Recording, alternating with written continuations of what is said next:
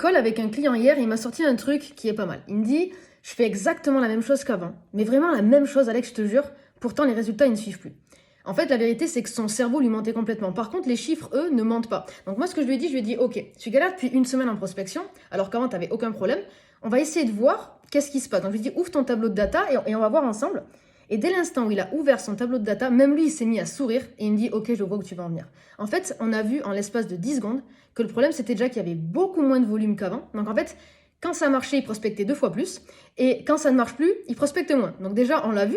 Ensuite, il a aussi abandonné la plateforme qui lui rapportait le plus de leads. Ça peut paraître dingue, mais il s'est dit non, mais c'est peut-être un coup de chance. Donc il n'a pas réitéré cette plateforme-là. Résultat, la chance n'existait pas vu qu'il a divisé par 2 ses résultats. Et ensuite, il a commencé à arrêter de personnaliser les messages parce que vu qu'il a commencé à faire des ventes, il s'est dit bon, plus besoin de trop de me prendre la tête, donc j'arrête de personnaliser. Tout ça, on l'a vu dans les datas.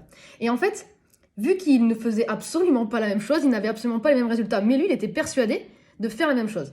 Ce qui est assez intéressant avec ça, c'est que les datas, c'est du factuel, d'accord? Il n'y a pas d'émotion là-dessus. Nous, on a des émotions et on va juger avec nos émotions et c'est très mauvais. C'est pour ça que moi, je dis toujours à mes clients, vraiment notez toutes vos datas, que vous aimiez ça ou non, c'est ça qui va vous apporter des résultats. Les datas, elles ne mentent jamais. C'est des faits. Quand on voit qu'avant, on prospectait 50 personnes par jour pendant 2 semaines et tout d'un coup, on en prospecte 15 et qu'on a moins de résultats, est-ce que c'est choquant? Non.